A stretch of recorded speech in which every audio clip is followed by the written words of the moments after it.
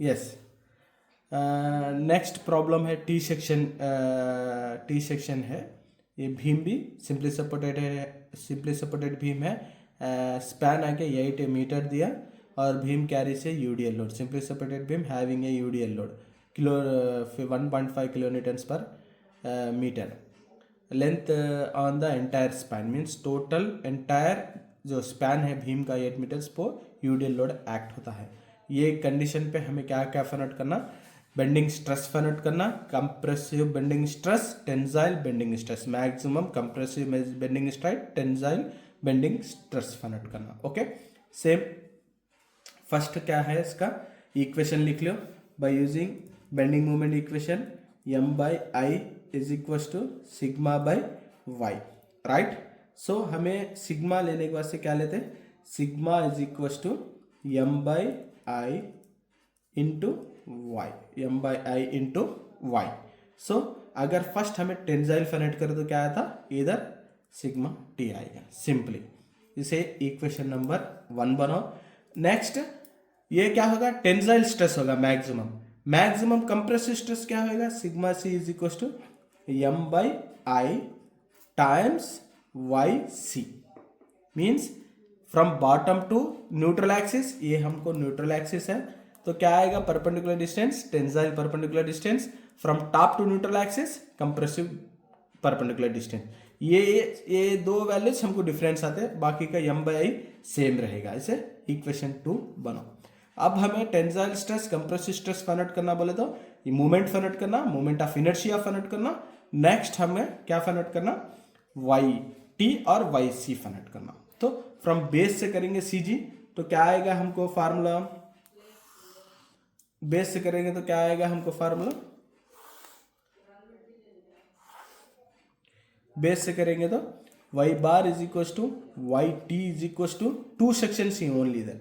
Here only we have 2 sections, section 1 and section 2. What is the formula from the CG from base up to neutral axis, a1 y1 plus a2 y2 over a1 plus a2, where a1 is equals to length into width area of a first section 20 by 80. 20 by 80 is nothing but 8 to the 16 means 1600 mm square. Next a2 is equals to section 2 area 100 times 20, 100 times 20, 1 to the 2000 mm square. Next y1 is equals to half perpendicular distance of a first section, means here to here y1 is equals to d by 2, d means here 80 by 2, that is equals to 40. So 80 over 2 is equals to 40 mm, and y2 is equals to from here to here 80 plus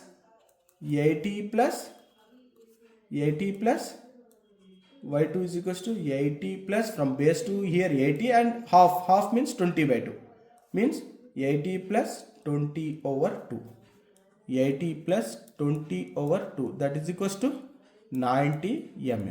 सो आपके पास a1 a2 y1 y2 है, substitute करो, y bar is equal to Y T is equal to a1 means how much 1600 times y1 means 40 plus a2 means 2000 times y2 means 90 over a1 plus a2 means 1600 plus 2000।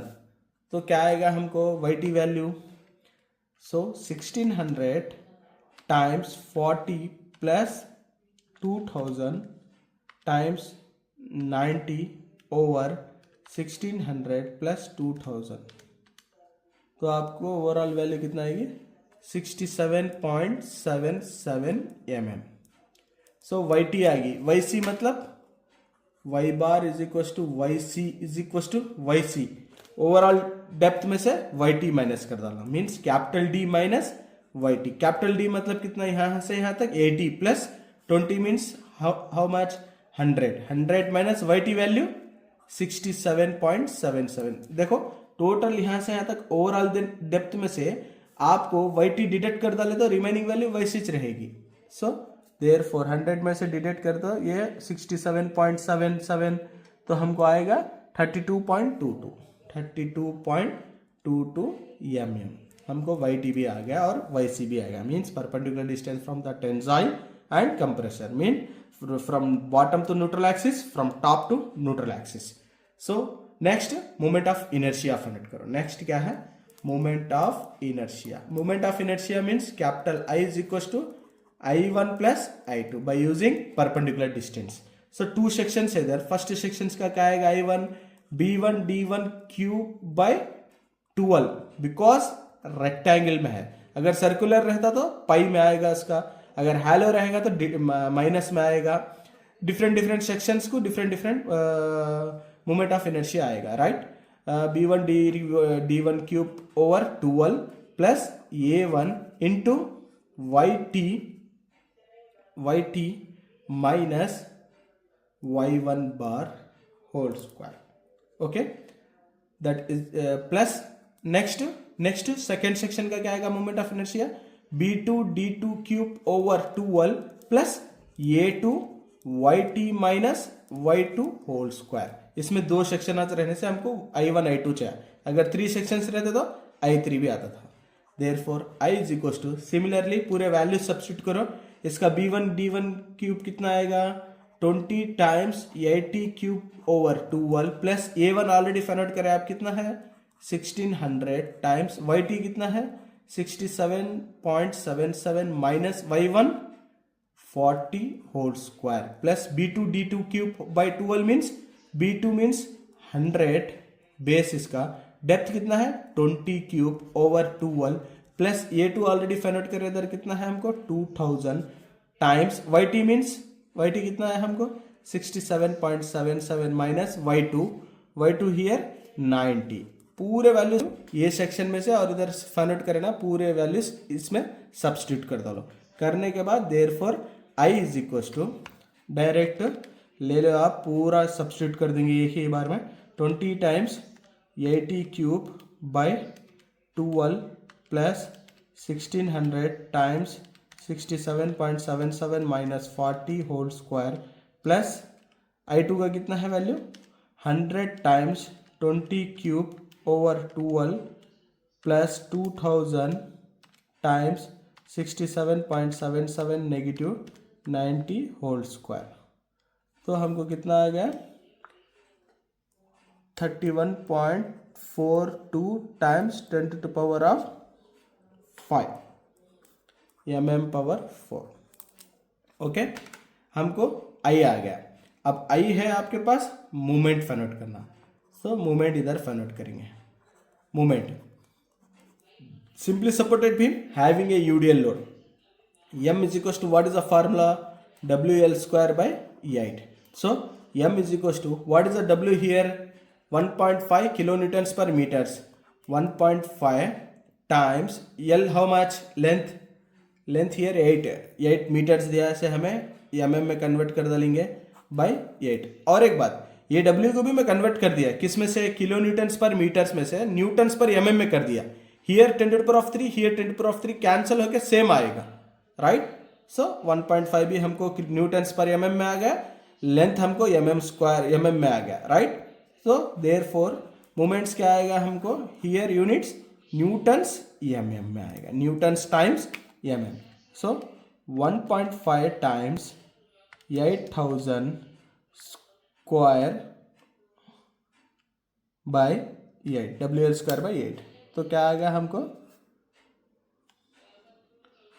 4.687 times 10 to the power of 6 newtons mm। अगर आपको kilo Newton's metres में होना तो 10 to the power of 6 cancel होके 4.687 kilo Newton's metre में आ जाएगा, right? आपके पास moment भी आ गया। सॉरी, इधर रॉन्ग वैल्यू डाला मैं, इधर आके 8 आएगा, लेंथ आके 1.5 इंटू 8000 स्क्वायर मीन्स कितना आएगा? 12 आएगा। सो ये वैल्यू कितना आएगी आपको? 12 times 10 to the power of 6 newtons mm आ गया, right?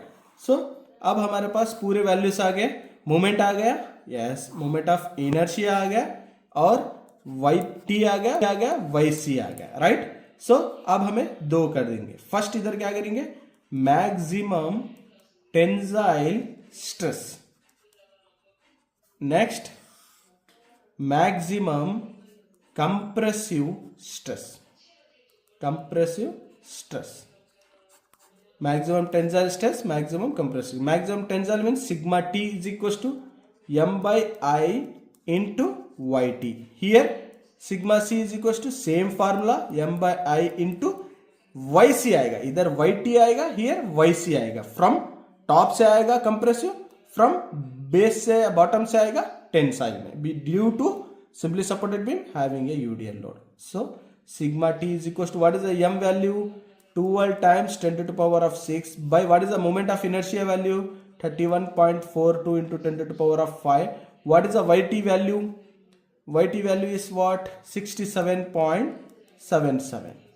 So sigma t is equals to units newtons per mm square आएगा. So हमारे पास क्या है, 12 times 10 to the power of 6 divided by 31.42 10 to the power of 5 times 67.77.